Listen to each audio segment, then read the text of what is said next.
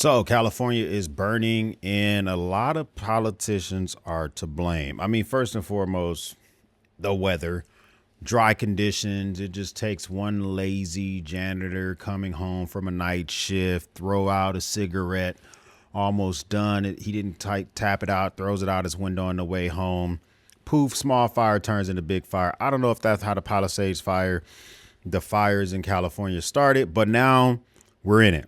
I don't like talking about this type of stuff and SHTF stuff when people are going through it, but I think it's kind of relevant to talk about why you shouldn't rely on the government, especially your federal government, to always get you out of stuff. I'm located right now in the DFW, Dallas-Fort Worth Metroplex. We're going through a winter storm where half an inch, 1 inch of snow and ice and sleet shuts down the entire city. In this case, we got about 3 inches. We might get a little bit more.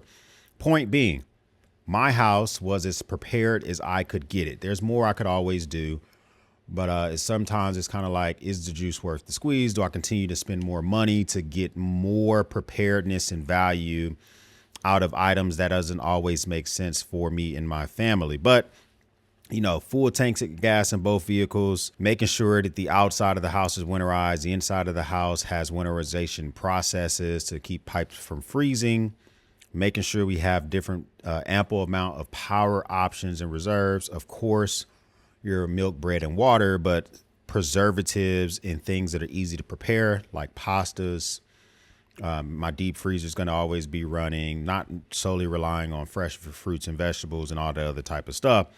And then just comfort stuff, games, wool blankets, propane fires inside the house, outside the house, if we feel like it, although it's a snowstorm, a wood burning fire, all that type of stuff. But now that's preparedness here in my home. I've done preparedness in every state that I lived in based on the weather conditions that would always be presented to me. And for instance, when I lived in North Carolina, I was always preparing myself for the hypothetical and very realistic hurricane, whether it's Helen or Superstorm Michael or Irene, any of those storms that will come up and be a nuisance and be a hurricane. I prepare differently than I do here in the Dallas-Fort Worth Metroplex. Stumptown Founders Edition coffee is what we're about to have right now, mainly because I am low on a coffee and it's time for me to refill. So I figured I would just go ahead and do this now. And I think we're going to do a pour over today, kind of make life that much easier. I guess we can say we opened it with the Benchmade bug out, with the aluminum, with the burnt brass anodization process, with the battle wash blade. Very, very nice knife, all that good stuff. We're going to do 20 grams of coffee in, and I think we're going to try to go for 300, maybe 340 volume of coffee out. Let's get this into its container. And we're going to do the pour over method. Instead of me hand grinding this, I will send it through my niche zero grinder, but I do have the option to also hand grind, but we'll make that life much easier. But preparedness when it comes to the folks in California. I think that the people in California are oftentimes sold a bill of goods. I blame the governor. I blame the federal government, and also blame individuals, because when it comes to preparing for stuff for your family, you're probably the number one person that needs to always make sure you're ready. I'm going to put a video of an example where someone decided it was prudent that I think it was him and another dude, I don't know if it was his dude or if it was his buddy, and a dog stay during the fires, and then lo and behold, be completely flabbergasted when the actual fire is approaching and almost near their house itself. I mean, look at this fire. It's completely, seemingly, the way he's filming it. We can't see all four sides of the house, but the way he's filming it from this angle at the kitchen, it looks like that they are that they've opened up the gates of hell. And this was all, you have done this yourself type of stuff. Now that's, in this case, completely preventable. You know, this guy, they are giving lawful mandatory evacuation orders, whether it be from different fire departments in the area, and people are just choosing to stay there. And I think that for a mandatory evacuation process, I don't think that the police or the fire department can actually come kick the door in and uproot you out of your house. But I do think for a mandatory evacuation, if they are called to your house for any reason, you don't have a choice to stay. right? So if they call there because someone has an ouchie boo-boo and it's under mandatory evacuation, I think you have to go. But I don't think they're physically kicking in doors. If they knock on your door, no one answers, they assume that you're gone. I think that's how it works. I might be completely wrong. I'm not sure. But we're going to do 20 of the coffee, and that's about 20. And we'll do, I think I want to do about 300 or so, maybe 320 grams of coffee coming through this thing all together. But what does it mean? So the mayor of Los Angeles, Karen Bass, she used to be within the House of Representatives, and she was kind of like a darling of the House of Representatives. A lot of people liked her. And now she's in this position where she is in Africa while her city is burning. And the thing is that she was in Africa before the actual fires began. And she couldn't have known that there was going to be a fire directly because a meteorologist can't predict a fire, but a meteorologist can tell you that you have 80-mile-an-hour sustained winds. Fire chiefs say that they're really stretched to the limit and running out of water. What have you got to say to that? Me, okay? Have you no response to that? Do you owe citizens an apology for being absent while their homes were burning?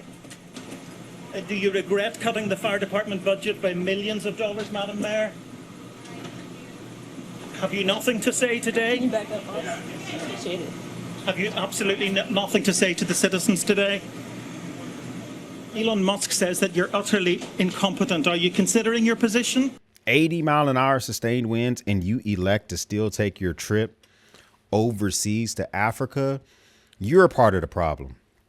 Underfunding of the fire department, and according to public records in Los Angeles, also makes politicians a part of the problem. I don't know if it was directly her who underfunded it, but I'm going to say, since you're in charge, yes, you are. And, you know, I'm hearing a lot about the purposed, very purposed and deliberate attempt to keep water levels low in certain areas because of salmon runs, and also to protect a certain type of fish called the smelt and all this other type of stuff. Is that stuff true? I'm not very sure. I think that that's going to come out in investigations. But at the end of the day, you're the leader of the entire state, Gavin Newsom. I blame you as well. But don't get it twisted. Don't get it twisted. Republicans, you, I believe, have an issue with this as well, because at the end of the day, if you are participating in bashing these people while they're down, whether that is the actual governor himself or anybody else in the mix, that doesn't make you any better. And incoming President Trump is seemingly going to make this an issue. I don't know if this is going to be a true thing, but if we have an example from his last presidency, it could be the same thing with this one. If you don't play ball, if you don't kiss the ring, if you don't then do a press conference thereafter and say, thank gosh, how awesome President Trump was, but for him, my entire state would be dead. I think that there's a possibility that the politicizing these type of events is not going to stop either. I'm passing blame around to say this: preparing for yourself, preparing for disasters yourself is 100% something that you have to do. You cannot rely on the federal government, obviously your state government, to get these things done for you. In this type of scenario, you live in an area where it's high, it's prone to a lot of fires and a lot of earthquakes. It's very dry in California. That's why people like living there, because it doesn't get a lot of rain like the Pacific Northwest. And you have examples of the past of this stuff happening. Look at the fires, the Los Angeles fires, or the San Francisco fires of 1906 that happened after the earthquake. Devastating. Now the Palisades are burning similar, if not worse, than those fires more than a century ago. People have way more technology, way more to prepare yourself. There is not a reason when you're getting warnings of 80-mile-an-hour sustained winds, very dry weather, hasn't had any type of rain in a very long time. You have adapted plants. Adapted plants are plants that do a couple of things. They adapt to fire. So if a fire were to happen, they don't get burned as easily, especially if the fire is rapidly moving. Or they're the type of plants that want fire. They need fire for germination purposes and to actually have offspring and to spread themselves. Adaptive plants are aggressively wanting fire to happen if they are the second of those two categories. So you got that to worry about as well. You have to worry about the government not fully stocking or funding or stocking everything. Poor forest management, poor environmental management. If we have other countries as an example, such as Austria and countries that have just as much vegetation and trees, maybe not the exact same, but on the same longitude and latitude line as we are, and they don't have the same type of issues. This means that you really have to rely upon yourself for preparedness. It doesn't matter which state you decide to live in. It is hard to just pick up your entire family and move to another state. So if you're in California, I'm not telling you to move. That is completely irrational, hard to do, and something that I wouldn't suggest to anyone because I can't just pick up and move. But I would say that basic things you should be doing all along. Earthquake kits, full tanks of gas, an evac route, someone at a neighboring state that you can go to, deciding if you're going to leave an area before it actually hits. Also, maybe booking yourself a hotel before the events happen. So if you need to evacuate your own house, you're not going to a shelter. Case in point, here in the Dallas-Fort Worth Metroplex, it was very apparent that we were getting a storm. It was easily forecasted. And I went out and I've already booked a hotel that can fit my entire family just in case we lost power and my solar panels weren't making a cut. I wasn't able to restore power. We were beginning to lose heat. Something happened to our gas line or whatever. I went out, I found a hotel that actually has a generator and maintains power, even if the local area loses power, because the hotel is located in the same grid as a hospital. Hospitals tend to keep power a significantly longer amount of time than any other type of areas that are nearby. But those are the same type of things you can do in the California area. OK, there's not a reason why preparedness is not at the forefront. And this is not going to get any better. I think that LA and, to a certain extent, California itself is being led by politicians who mostly care about themselves. I mean, this interview with Karen Bass shows it. She couldn't have any questions answered for the people of Los Angeles, and she's your mayor. And I believe that when President Trump comes back in office, that we're going to get the MAGA equivalent to Karen Bass. Not all of his cabinet, not everyone he surrounds himself with, but every time a natural disaster comes, does it benefit his administration is going to be one of the number one questions that's asked.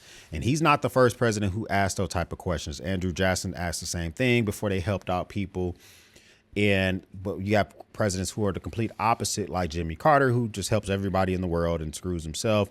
It's a healthy balance that needs to be met in the middle. I'll give you an example. President Biden, down in Florida, there was a major hurricanes. We had Ron DeSantis wearing them goofy ass white boots.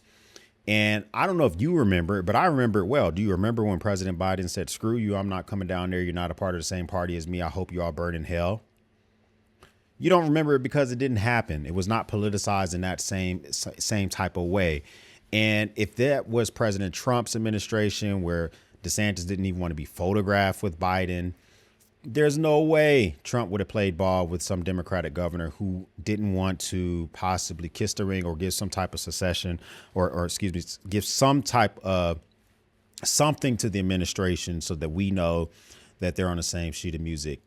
What I'm trying to say is don't rely on politicians to get you out of a bind, because insurance agencies are already trying to find a way to get people and bounce people for fire insurance. Same thing that health insurance does as well. Now you got your politicians that are playing cute with your health and safety. It's going to be up to you. If you're over there in those areas now, I wish you the best. And I hope that you are heeding the mandatory evacuation. You're going to have to let those houses go. Let the pets go. Don't try to drag your pets into the mix as well. Let authorities try to get your pets. Got to take a sip of the freshly made coffee. Oh, man, that shit is. I hate tooting my own horn when I do these coffee videos. So I don't want you to think everything I make is fucking fire. But this is good. That was really good. But preparedness is really, really key. California is burning. I blame the politicians. I blame the weather. And not being prepared means that you need to look at yourself internally and see, is there anything that you can do to improve yourself for the future? First time stopping by, hit the subscribe button. I would love to have you part of the battalion. If this is not your first time stopping by, well, thank you once again for watching me run my grade. Make sure that you're prepped. Make sure your everyday carry includes first aid kits and all the other type of stuff as well. For everyone else, we'll speak soon.